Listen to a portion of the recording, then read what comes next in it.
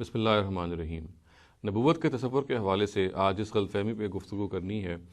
وہ دراصل حضرت ابراہیم کی قربانی سے متعلق ہے۔ یہ بات بالکل معلوم و معروف ہے اور قرآن مجید سے بھی اس کے بالکل واضح اشارات ہیں کہ حضرت ابراہیم نے اپنے بیٹے حضرت اسماعیل کی قربانی کو اللہ تعالیٰ کے کہنے پر پیش کرنا چاہا، اور پھر ہمیں معلوم ہے کہ اس کے بعد جو واقعہ پیش آیا اور کس طریقے سے اللہ تعالیٰ نے یہ کہا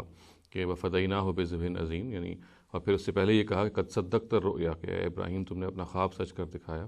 چنانچہ یہ جو پورا واقعہ ہے یہ قرآن مجید میں بھی تفصیل سے بیان ہوا ہے، اور یہ بات بالکل اسٹیبلش ہسٹری ہے کہ حضرت ابراہیم نے حضرت اسماعیل ہی کو قربانی کے لیے پیش کیا تھا۔ اس کے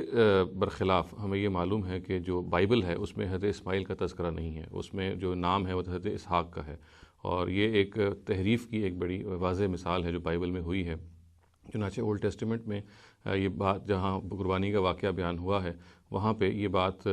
بائبل میں اب لکھ دی گئی ہے کہ قربانی کا جو معاملہ ہے حضرت ابراہیم کی طرف سے وہ اپنے بیٹے حضرت اسحاق کے بارے میں پیش آیا، اور اس تحریف کے نتیجے میں ہمارے جو یہودی ہیں وہ یہ اصل میں کرنا چاہتے تھے کہ حضرت ابراہیم نے جو پیشن گوئی کی ہے ایک عظیم نبی کی جو ان کی امت میں آنے والا ہے، جو اسی سرزمین میں پیدا ہوگا، اس کا جو تعلق ہے وہ بالکل ختم کر دیں۔ اور یہ ایک بالکل عجیب معاملہ ہے کہ اس تحریف کو اگرچہ وہ کرنے میں کامیاب ہوئے، مگر اس کے ساتھ ساتھ وہ ان کو یہ معلوم نہیں ہو سکا کہ اس تحریف کو انہوں نے جہاں پہ حضرت اسماعیل کا نام تھا وہاں حضرت اسحاق کا نام تو ڈال لیا، مگر بائبل میں بعض ایسی بالکل واضح قرائن ہیں کہ جس کے بنیاد پہ معلوم ہوتا ہے کہ یہ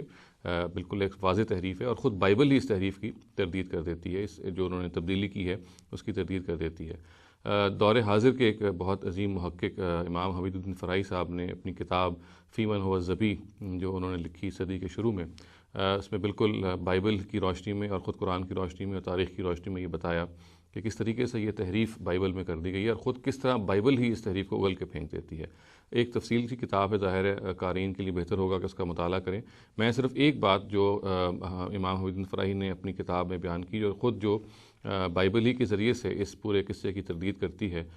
وہ صرف چاہتا ہوں کہ ہمارے ناظرین جو ہیں وہ ان کے سامنے یہ بات آ جائے اور یہ وہ جان لے کہ خود کس طریقے سے بائبل جو ہے اس کو ایکسیپٹ نہیں کرتی، اور اس کے بارے میں جو قرآن مجید کی شہادت ہے اور جو تاریخ کی شہادت ہے وہی صحیح ہے کہ اصل میں جس بیٹے کو حضرت ابراہیم نے قربانی کے لیے پیش کیا وہ حضرت اسماعیل ہی تھے۔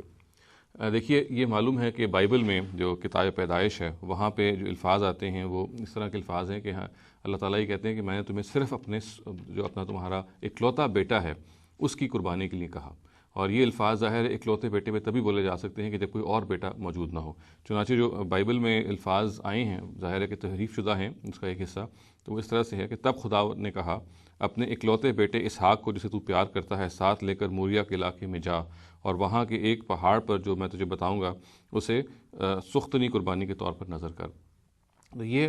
الفاظ ہیں جو کتاب پیدائش میں چیپٹر نمبر 22 ہے اور آیت نمبر 2 ہے، اس میں بیان ہوئے ہیں، اور ہمیں معلوم ہے کہ اس میں حضرت اسحاق کا نام ڈال دیا گیا ہے۔ اور پھر اس سے پہلے کے جو الفاظ ہیں وہ یہ ہیں کہ اپنے اکلوتے بیٹے، گویا کہ یہ بات یہاں پہ جو بیان کی گئی ہوئی ہے کہ حضرت اسحاق جو تھے اس موقع پہ اکلوتے تھے۔ اچھا، یہ دیکھیے کہ خود بائبل نے آگے جا کے کتاب پیدائش میں، بلکہ یہ ہم اس کا تفصیل جاننا چاہیں تو یہ جو چیپٹرز ہیں یہ اس کتاب پیدائش کے چیپٹر نمبر 22 سے پہلے آتے ہیں، اور وہاں پہ تفصیل سے معلوم ہو جاتا ہے کہ اکلوتا بیٹا اگر کسی کو کہلانے کا سزاوار ہو سکتا ہے تو وہ حضرت اسماعیل ہی ہیں، اس لیے کہ خود بائبل یہ بتاتی ہے، خود کتاب پیدائش کے الفاظ یہ بتاتے ہیں کہ حضرت اسحاق کی پیدائش حضرت اسماعیل کے بعد ہوئی ہے، اور جب ظاہر ہے اگر ان کی بعد میں پیدائش ہو جائے تو پھر کسی طریقے سے ان کو اکلوتا نہیں کہا جا سکتا۔ اگر کسی کو اکلوتا کہا جا سکتا ہے تو وہ صرف حضرت اسماعیل ہیں، اس لیے کہ وہ پہلے پیدا ہوئے ہیں۔ یہ بات کہ حضرت اسماعیل پہلے پیدا ہوئے ہیں یہ اور حضرت اسحاق بعد میں پیدا ہوئے ہیں، یہ کتاب پیدائش میں یہ بھی اس کی شواہد موجود ہیں۔ چنانچہ دیکھیے کتاب پیدائش میں یہ بات بیان ہوئی ہے کہ جب ابراہیم سے ہاجرہ کے ہاں اسماعیل پیدا ہوئے تب ابراہیم 86 برس کا تھا، یعنی یہ کتاب پیدائش کا 16واں چیپٹر ہے، اس کی 16ویں آیت ہے۔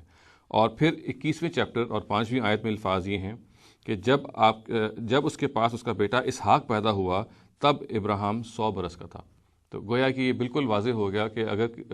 کوئی اکلوتا بیٹا ہو سکتا تھا قربانی کے موقع پہ تو وہ اسماعیل ہی ہو سکتا تھا۔ اگر آپ حضرت اسحاق کو اس اکلوتے کے نام سے موسوم کریں تو پھر یہ کیسے اس کی توجہ کی جا سکتی ہے کہ اسماعیل تو پیدا ہو چکے ہوئے تھے؟ گویا کہ حضرت اسماعیل کی پیدائش چونکہ حضرت اسحاق سے پہلے ہو چکی ہوئی تھی، چنانچہ یہ بائبل کے جو الفاظ ہیں کہ تو اپنے اکلوتے بیٹے کی قربانی کے طور پر پیش کر، یہ پھر صحیح نہیں ہو سکتے۔ اور اگر آپ یہاں پہ اسحاق کے بجائے اسماعیل کا نام ڈال دیں تو یہ بات بالکل ٹھیک ہو جاتی ہے. یعنی حضرت اسماعیل واقعی اکلوتے تھے. وہ 86 برس کی عمر میں جب حضرت ابراہیم سے پیدا ہوئے، اور ان کے 14 سال کے بعد جب حضرت ابراہیم 100 برس کے تھے تب حضرت اسحاق پیدا ہوئے. اور ظاہر ہے کہ جب یہ قربانی کا واقعہ پیش آیا تو حضرت اسحاق پیدا نہیں ہوئے تھے، اور تبھی یہ لفظ جو اکلوتا ہے یہاں پہ صحیح بیٹھتا ہے. تو یہ لفظ اکلوتا جو ہے، ہمارے جو یہودی حضرات ہیں انہوں نے جب تحریف کی تو غالباً اس کو تحریف کرنا اس کو بھی بھول گئے، اور اس کے نتیجے میں وہ ایک لینڈ مارک چھوڑ گئے، ایک سائن پوسٹ چھوڑ گئے، جس سے بالکل واضح ہو کے سامنے آ گیا کہ یہ ایک ایسی تحریف ہے کہ جس کو خود بائبل اگل دیتی ہے. اکلوتے بیٹے کی جو تعبیر ہے یہ حضرت اسحاق کے لیے استعمال ہی نہیں ہو سکتی، اس لیے کہ جیسا کہ میں نے عرض کیا خود بائبل یہ بتا رہی ہے، خود کتاب پیدائش ہی کی اپنی آیات یہ بتا رہی ہیں کہ حضرت اسحاق جو ہیں وہ بعد میں پیدا ہوئے ہیں، اور اگر جو بیٹا بعد میں پیدا ہو اس کو کسی طرح سے بھی اکلوتا نہیں کہا جا سکتا. چنانچہ ہم بلا خوف تردید یہ کہہ سکتے ہیں کہ یہ جو بائبل کے اندر تحریف ہوئی ہے اس کی خود بائبل تردید کر دیتی ہے. اور پھر ہمارے ہاں یہ بات بھی ہے کہ بعض مفسرین مثال کے طور پہ ابو جعفر طبری جو ہیں، ابن جریر طبری ہیں، انہوں نے بھی اسی رائے کو ترجیح دی ہے، اسی اسرائیلیات یا انہی بائبل کی روایات کی بنیاد پہ کہ حضرت اسحاق کو حضرت ابراہیم نے قربانی کے لیے پیش کیا. تو یہ بات بھی صحیح معلوم، جیسا کہ میں نے عرض کیا کہ بالکل معلوم نہیں ہوتی. خود قرآن کی ان شواہد سے اور بائبل کی اپنی ان شواہد سے یہ بات بالکل اسٹیبلش ہسٹری ہے کہ حضرت ابراہیم نے اگر کسی کو قربانی کے لیے پیش کیا تو وہ حضرت اسماعیل تھے، نہ کہ حضرت اسحاق.